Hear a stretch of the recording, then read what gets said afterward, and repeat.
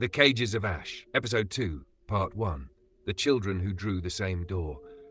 By the time Agent Sera Vane got back to Virginia, Langley had already done what Langley did best. It had turned a catastrophe into a memo. No mention of Ahll. No mention of the tactical proxies. No mention of the sky grid flashing over the Arizona wash like the planet had a lock screen. Instead, her debrief packet used phrases like localized atmospheric disturbance, electromagnetic misread, civilian suggestibility event. No confirmed non-human contact. Sera read the page once, then used it to level a wobbling table in the safe-house kitchen. Neha stood across from her, hunched over a laptop, hair tied up with a pencil. 3 empty tea mugs arranged around her like a ritual of bad sleep. "You look angry," Neha said without looking up. Sera opened the fridge, found nothing but bottled water and old mustard, and stared into the void like she expected accountability to be inside. "I'm not angry." Neha glanced at her. "You put a classified report under furniture." Sera shut the fridge. "I'm efficiently disappointed." That got a tired smile out of Neha. The safe house was one of those suburban rentals intelligence agencies loved because it looked aggressively ordinary. Beige walls, beige carpet, beige curtains. If a house could apologize for existing, this one would have. Sera hated it on sight. The mirrored entryway table was face down in a closet. Neha had learned not to ask. A burner phone vibrated on the counter. Sera checked the screen and frowned. "No caller ID?" Neha stiffened. "Proxy team?" Sera answered without speaking. A woman's voice came through, quiet, careful, and too controlled to be casual. "Agent Vane?" Sera didn't confirm. "Depends who's asking." A pause. Then, "My name is Evelyn Marr. I'm a school counselor in Fairfax County. I found your name in a list I wasn't supposed to see." Sera's eyes sharpened. "That sounds like the beginning of a very bad day, Ms. Marr." "It already is." The woman's voice cracked, just once, then steadied. "I think someone is taking children." Neha looked up sharply from the laptop. Sera leaned against the counter. "That's a police call." "I made it." Evelyn's voice went flat. "Twice. They logged runaways, family instability, attention-seeking behavior, normal patterns." Sera's face hardened. "And you disagree?" "I disagree because 6 children from 3 different schools drew the same symbol before they disappeared." Silence. Neha mouthed, "Same symbol?" Sera's voice dropped by half a degree. "Describe it." Paper rustled on the other end. A rectangle inside an oval. A grid across the top. 3 small marks on one side like teeth? "I don't know what it is. It looks like a cage and a doorway had a child." Neha went pale. Sera didn't move, but her pulse thudded once, hard. "Nursery marks." Ahll's words came back like a match struck in the dark. "They are searching for one." Sera pushed off the counter. "Where are you?" Another pause. Evelyn exhaled like she'd just stepped off a roof and was waiting to find out if there was ground. "Briar Glen Elementary, counselling office. I stayed late. I didn't know who else to call." Sera looked at Neha. "Get your bag." Neha was already moving. Briar Glen Elementary sat in a neighborhood so neat it looked curated. Identical lawns, white fences, porch lights glowing warm, wind chimes, minivans, flags, joggers with expensive strollers, and no clue the air around them had started to hum. The school itself was dark except for one lit window near the front office. A child's mural covered the brick wall by the entrance. Sunshine, handprints, clouds, smiling trees. The sort of cheerful art adults make children produce when they're trying not to think about what kids notice. Sera killed the engine and sat for 1 second looking at the mural. Neha followed her gaze. "You feel it too?" Sera nodded slightly. The hand-painted suns in the mural each had little square marks around them. Not exact, not clean, but close enough to make her skin crawl. "Either coincidence," Neha murmured, "or leakage." Sera got out of the car. "I hate when you say things that make my job sound real." The front door buzzed open before they reached it. Evelyn Marr stood in the entrance, holding a ring of keys and trying hard not to look like someone who had not slept in 3 nights. She was in her early 40s, cardigan over a blouse, sensible shoes, hair twisted up and half falling out, the face of a woman people probably told too many secrets to because she looked safe. Tonight she looked terrified and furious in equal measure. Good, Sera thought. Useful combination. "Agent Vane?" Evelyn asked. Sera nodded once. "This is Dr. Neha Rowe." Evelyn glanced between them, trying and failing to hide her confusion. "You came fast." Sera stepped inside. You said kids and symbols. That moves the line. Evelyn locked the door behind them and led them through the dark hallway. The school smelled like dry erase markers, old paper, bleach, and childhood. Lockers lined the walls. Bulletin boards displayed student art and behavior charts and carefully laminated messages about kindness. One board near the library had a banner reading, "Safe hands, safe hearts, safe school." Someone had taped a drawing underneath, crayon, blue and black, heavy pressure. It was the cage symbol. Neha stopped walking. Sera didn't. She just said very quietly, "How long?" Evelyn swallowed. 9 weeks that I can prove, maybe longer. They entered the counselling office. It was small, warm, over-decorated in the way rooms become when adults try to build emotional safety out of throw pillows. Bookshelves, soft lighting, a basket of fidget toys, a poster about feelings with cartoon faces making sadness look adorable. On the desk sat 6 manila folders and a stack of drawings. No mirrors. Sera noticed immediately. Evelyn noticed her noticing. I removed them. Sera looked at her. Evelyn's voice was almost apologetic. Children stopped talking when they could see themselves. Nia and Sera exchanged a look. That wasn't guesswork. That was pattern recognition. Evelyn set the folders down and spread the drawings across the desk. Every one of them had the same symbol in some variation. Rectangles inside ovals, grid lines, 3 marks. Sometimes a stick figure beside it, sometimes inside it, sometimes a second figure standing outside with no face. Nia whispered, "They're not copying each other." Evelyn shook her head. Different grades, different classrooms. Some of them never met. One transferred in 2 weeks before she vanished. Sera pulled on gloves from her coat pocket and lifted one page. The crayon lines were jagged, pressed so hard they'd torn the paper. At the bottom, in careful child handwriting, was one sentence. "They say don't let them count your teeth." Sera stared at it. Nia leaned in. Teeth, 3 marks, the side of the cage symbol. Evelyn's voice dropped. They all started saying strange things in session. Similar things, not identical, but close. "Like what?" Sera asked. Evelyn hesitated. Then she opened one of the folders and read from a notes page. "The hallway gets longer when the bell rings. The nice man in the parking lot knows my old name. The stars buzz at nap time. The lady in the room behind the nurse office says I'm almost ready." Neha went still. "Room behind the nurse office?" Evelyn nodded slowly. "There is no room behind the nurse office." Sera looked up. "Show me." The nurse's office sat near the kindergarten wing, lit only by the red glow of an exit sign down the hall. Evelyn unlocked it with shaky fingers. Inside, cots, medical cabinets, posters about hand-washing, a tiny sink, a locked supply closet, a curtained corner. No extra room. Evelyn stood in the doorway, arms folded tightly around herself. "I checked the building plans. Nothing. I checked maintenance access. Nothing." Sera paced the back wall, slow and methodical. Nia crouched near the baseboard, scanning with a handheld sensor from Arizona. The device chirped once, then again, then began a thin, rising whine. Neha's head snapped up.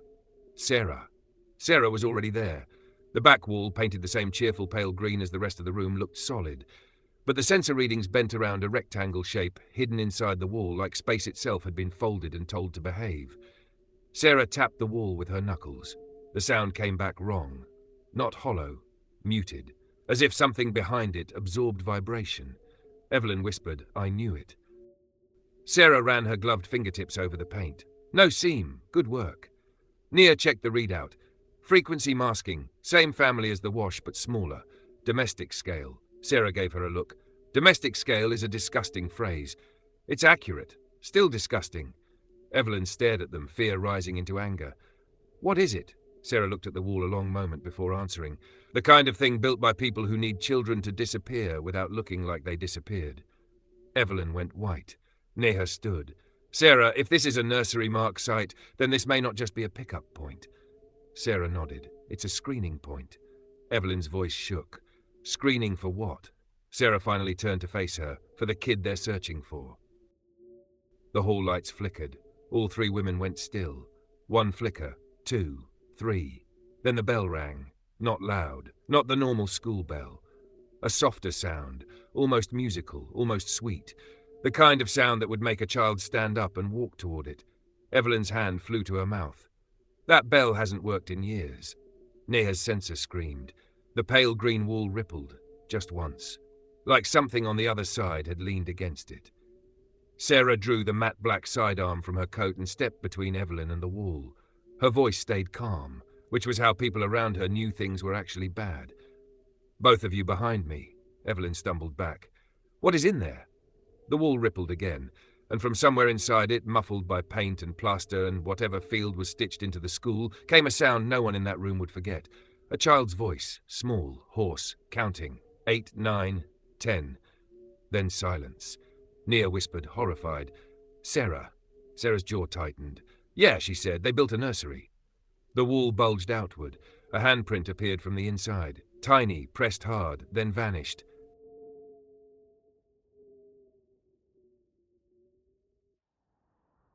For 3 seconds, nobody moved. The nurse's office held its breath around them. Exit sign glow. Sensor scream. The smell of disinfectant and old plastic. The tiny handprint faded back into the pale green wall like the building itself was trying to lie. Then Sera moved. "Neha," she said, "weapon up. Kill the noise and give me a hard read." Neha adjusted the handheld sensor. The scream dropped into a rapid pulse. "Field is active," she said. "Layered masking. Something is folded into the wall, not a projection." Evelyn stared, shaking. "There's a child in there." Sera didn't look at her. "There was a child at the surface. Don't assume the room plays fair." Evelyn rounded on her. "What does that mean?" "It means somebody built this to control what you think you're seeing." The bell chimed again. Soft, sweet, wrong. Nia flinched. "I hate that sound." "Get in line." Sera stepped to the wall and pressed 2 gloved fingers to the paint.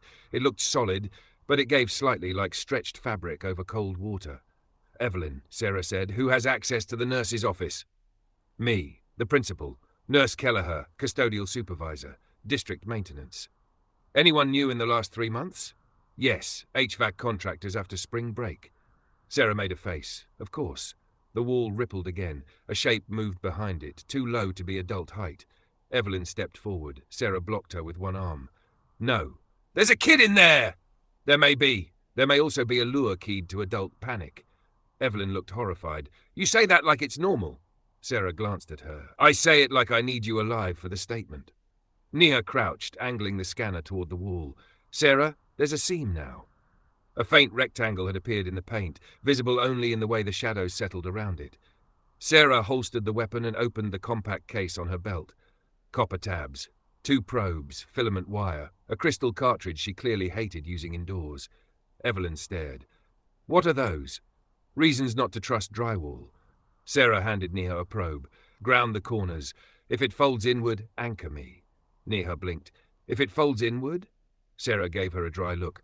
"Would you prefer when reality gets rude?"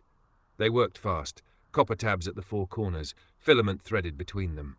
Nia synced the scanner and a dim lattice spread across the wall. Symbols shimmered in the paint, then recoiled. Evelyn whispered, "That's the same pattern." "Same family," Nia said. "Smaller architecture, hidden inside a high-noise environment." "Children," Sera said. Neha looked sick. "Yeah."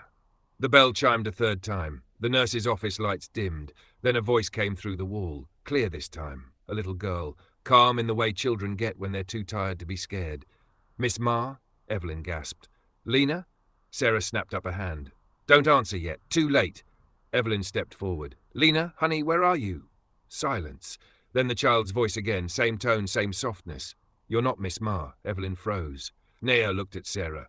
"That's bad, right?" Sera's expression flattened. "Very." The voice continued, curious and tired. "Miss Ma cries before she says my name." Evelyn's face crumpled. Sera took over, voice steady. "Lena, my name is Sera. Can you tell me what room you're in?" "The room behind the room." "Are you alone?" "No." Nea's scanner spiked. Sera's jaw tightened. "How many with you?" "6 of us, and the lady."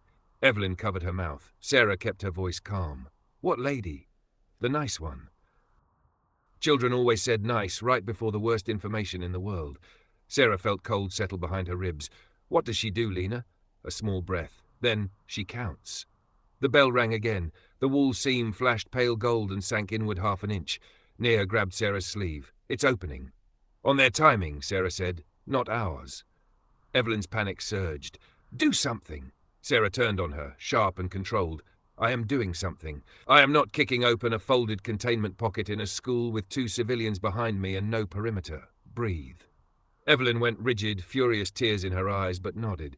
Neha muttered, "You're really great with people." Sera returned to the wall. "I'm great with surviving them." The seam widened. Inside the crack was not darkness, it was fluorescent light. A second room pressed against the wall like a hidden photograph sliding out of a frame. Painted cinder block. A child-sized chair, the edge of a mural. Neha whispered, stunned. "It's nested." Sera crouched near the opening. "Lena, listen to me. When this opens, you do not run to the first voice you hear. You look for the woman in the black jacket. That's me, understand?" Pause. "You sound mean." Neha made a strangled noise that was half laugh, half panic. Sera exhaled once. "Fair, I'm the one getting you out." "Okay." The seam snapped wide. The hidden room unfolded with a sound like paper tearing underwater. The back wall peeled inward, geometry slipping around itself, and suddenly there was a doorway where no doorway had any business being. Cold air rushed out. Crayons, antiseptic, ozone. The room beyond was the size of a small classroom. Fluorescent lights hummed overhead. Children's drawings covered one wall. Most were cage symbols. Some were stick figures inside them. One was a giant red bell. 6 children huddled in a corner behind overturned beanbag chairs, wide-eyed and exhausted, and standing in the center of the room, holding a clipboard, was a woman in a cream cardigan and a school lanyard. She looked like any district employee who had mastered the professional smile. She also had no reflection in the glass cabinet behind her. Evelyn whispered, horrified, "I know her." The woman turned. Her smile arrived first, warm, professional, weaponized. "Evelyn," she said gently, like this was an awkward staff meeting, "you weren't supposed to find this." Sera stepped into the doorway and raised the sidearm. "Funny," she said. "That's what every criminal says right before paperwork." The woman's eyes flicked to the weapon and back. "You're Langley." Sera's mouth went flat. "On my worst days." The woman tilted her head. "Then you should understand. This is triage." Nia stared. "Triage?" The woman gestured to the children like she was presenting a training program. "We identify signal carriers early, before they destabilize, before they attract things they can't survive." Evelyn broke. "You took children." The woman didn't blink. "We protected assets." Sera's voice dropped colder. "Say assets again and I'll break something expensive." The woman studied her, suddenly interested. "There you are," she said softly. "I was told you were difficult." Sera took one step in. "Who told you?" The woman smiled wider. "People who built your nursery marks." Neha whispered, "Sera." Sera didn't blink. "Name?" "Maris Hale," the woman said. "Regional screening coordinator." Evelyn made a choking sound. "Regional." Maris looked mildly annoyed. "Yes, Evelyn, regional. Do you think this was one school?" The children began crying again in the corner. Sera's voice sharpened. "How many sites?" Maris's smile thinned. "You're asking the wrong question." Sera leveled the weapon at her chest. "Try me." Maris tapped the clipboard once. "The right question is, which child are they looking for this week?" Every light in the room flickered. The fluorescent hum deepened into a bass throb Sera recognized from Arizona. Correction signal. Neha checked the scanner and went white. "Sera, the field just locked. Something external is tuning the room." For the first time, Maris looked uneasy. Sera clocked it immediately. "Who's they, Maris?" Maris looked past Sera toward the hallway. At the school. At something arriving. When she answered, her voice was the first honest thing she'd used all night. "Not Langley." The bell rang again. All 6 children screamed and covered their ears. The drawings on the wall began to move. Crayon lines crawled across the paper, redrawing into the same shape over and over. Rectangle, ovoid, 3 marks, a cage. One page tore itself free and slapped onto the floor at Sera's feet. Thick blue crayon. Child handwriting. Founder Neha whispered, "Sera." Sera didn't look down, didn't need to. Somewhere in the school hallway beyond the nurse's office, a woman's voice began humming a lullaby. Soft, sweet, coming closer. Maris Hale backed away for the first time, and Sera understood with a fresh wave of fury that Maris was not the top of this, not even close. Sera tightened her grip on the weapon. To Evelyn, without looking away from the doorway, she said, "Get the kids out, now." Evelyn froze.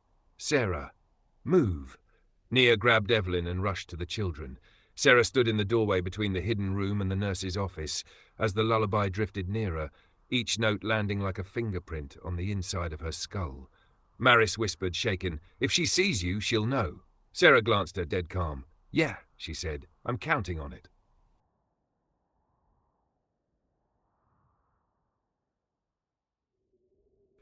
The lullaby got closer, soft, sweet, steady. It moved through the dark school hallway like it already knew the floor plan, the exits, the names on the attendance sheets. Sera stood in the doorway between the hidden room and the nurse's office, weapon raised, shoulders square, eyes fixed on the hall. Behind her, chaos. Children crying. Evelyn trying to calm them with a voice she no longer trusted. Neha half carrying, half guiding two kids toward the nurse's office door, while clutching the scanner like it might become useful again if she insulted it hard enough. Maris Hale had backed herself against the far wall of the hidden room, all the polished confidence gone. Sera didn't look at her. "Neha," Sera said, low and sharp, "status." Neha checked the scanner. "Field lock is tightening. The hidden room is collapsing back into phase in maybe 90 seconds. Evelyn looked up, horrified. "What does that mean?" "It means," Sera said, still watching the hallway, "if you're not out before the fold resets, this room becomes a rumor." One of the little boys started sobbing harder. Evelyn knelt in front of him. "Hey! Hey! Look at me. We're leaving. Right now. Stay with my voice, okay?" The child looked past her, toward Sera, and whispered, "She's here." The lullaby stopped. Silence hit the hallway so hard it felt like pressure. Then a woman's voice drifted in from just beyond the nurse's office door. "Maris?" No one moved. The voice was warm, pleasant, the kind of voice that made adults relax and children obey. "Maris, sweetheart," it said, "you made a mess." Maris's face went bloodless. Sera finally glanced back at her. "That your boss?" Maris swallowed. "Don't let her see the children." Sera stared at her for a beat. "That is the first smart thing you've said tonight." The voice in the hallway hummed one note, amused. "I can hear you, Maris." Sera stepped out into the nurse's office, keeping the hidden room doorway at her back. The hall outside was dim, lit by the red exit sign and a weak spill from emergency lights. Children's drawings fluttered on bulletin boards without wind. The bell system crackled once overhead. At the far end of the hall stood a woman in a pale coat, one hand resting lightly on the wall as if she owned the building. She looked like every beloved elementary administrator in America. Neat hair, comfortable shoes, soft smile, a lanyard with no visible badge text. The kind of woman parents thanked at fundraisers, the kind of woman no one remembered seeing arrive. Sera's voice turned flat. "You've got 10 seconds to explain why you're harvesting kids in a public school." The woman smiled a little wider. "Harvesting is such an ugly word." Sera didn't blink. "So is kidnapping." The woman tilted her head. "And yet your government does both with better stationery." Behind Sera, Neha muttered, "I hate when the villains are right for the wrong reasons." Sera kept her eyes on the woman. "Name?" The woman's smile thinned, not offended, just bored. "People call me Miss Bell," she said. Of course they did. Sera almost laughed. "Cute," Sera said. "You name yourself after the thing that trains children to move on command." Miss Bell's eyes sharpened. "You are the one they marked." There it was. No denial. No dance. Sera's grip tightened on the weapon. "Who marked me?" Miss Bell glanced at the walls, the drawings, the hidden room, the children. "The system, the old one, the part your friend in the desert failed to explain." Ahll explained enough. At the name, Miss Bell's expression changed. Not fear, recognition. "Ah," she said softly, "the witness." Sera took one step forward. "You know him?" Miss Bell smiled. "I know his type. Archivists, oath-keepers, men who mistake memory for power." From behind Sera, Maris called out, voice shaking, "Please, the room is destabilizing." Miss Bell didn't look at her. "That is because you panicked." Maris's voice cracked. "There were children in the wall." Bell finally turned her head, and the temperature in the room seemed to drop. "Yes," she said, "that is where they were safest until you called outsiders." Evelyn snapped. "Safest?" she shouted, standing with a child clinging to her leg. "They were terrified." Miss Bell looked at Evelyn with something close to pity. "Terror is not the worst outcome." Sera's voice went lethal. "Try another sentence like that." The fluorescent lights flickered. The scanner in Neha's hand shrieked once and died. Neha looked at it. "Great. Excellent. Love that for us." Miss Bell took a small step forward. Sera raised the weapon higher. "Stop," Miss Bell did, but every page on the bulletin boards down the hallway began to rustle. Cage symbols, hand-drawn suns, behavior charts, permission slips, paper lifted from pushpins and floated into the air, slowly circling Miss Bell like she had her own weather. The children screamed. Evelyn pulled them down behind overturned beanbag chairs. Nea whispered, "Sera, if she's driving the field, you can't out-tech this." Sera's mouth tightened. "Then I won't." She holstered the sidearm. Nea stared at her. "What are you doing?" Sera reached into her coat and pulled out the iron coin from Arizona, the one she'd handed Reed. She looked at Miss Bell. "You like bells, lullabies, timing, commands, pattern entry, behavioral routing." Miss Bell watched her with sudden interest. "You're brighter than Langley deserves." Sera ignored that. "You count teeth, you count children, you count responses." Miss Bell's smile faded by a fraction. Sera flipped the coin once, caught it. "So let's count something else." Before Nea could ask what that meant, Sera slammed the iron coin into the nurse's office bell panel mounted near the doorway. The old casing cracked. A shower of sparks burst out. For 1/2 second, every bell line in the school screamed awake at once. Not the sweet lullaby tone, the real bell system, harsh, metallic, chaotic, layered feedback, 100 bad alarms at the same time. Miss Bell flinched. It was tiny. But Sera saw it. "So," Sera said, almost smiling now, "you hate noise." The floating papers dropped, the hallway lights strobed. The hidden room behind Sera began collapsing, walls folding inward with that tearing underwater sound. Nea snapped back into motion. "Kids, move! Move now." Evelyn shoved the children toward the nurse's office exit. "Hands on shoulders! Stay together!"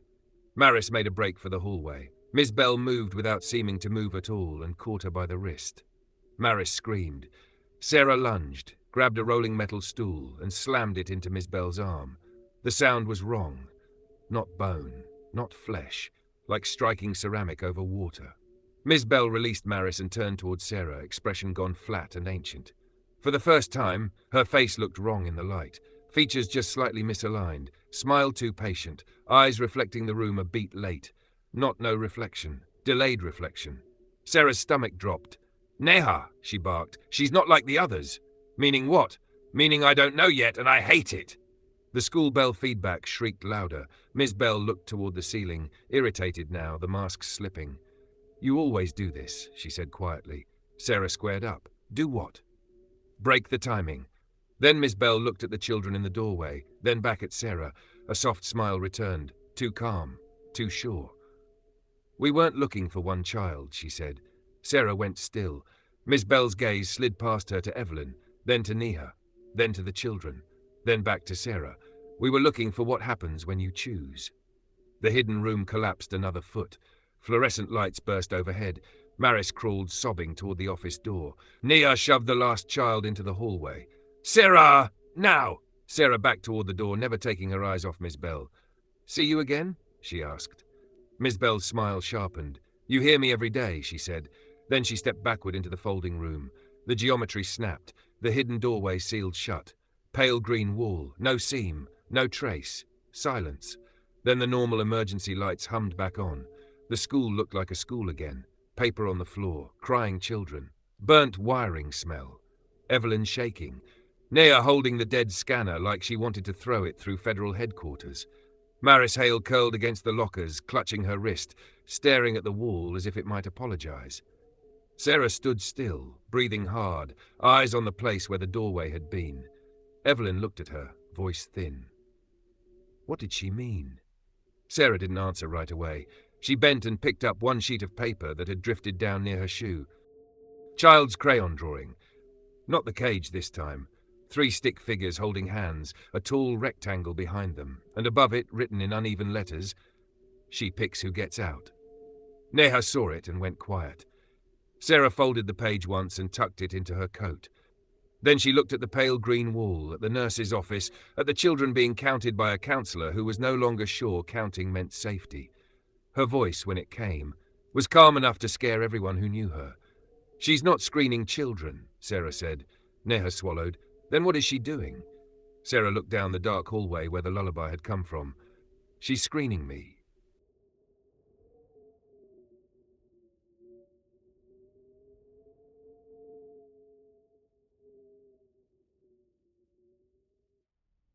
Stay close. We're almost through.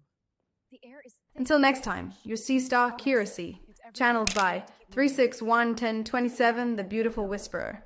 Our sea star Devalan seal. Apply the news you can use. We need to check every room.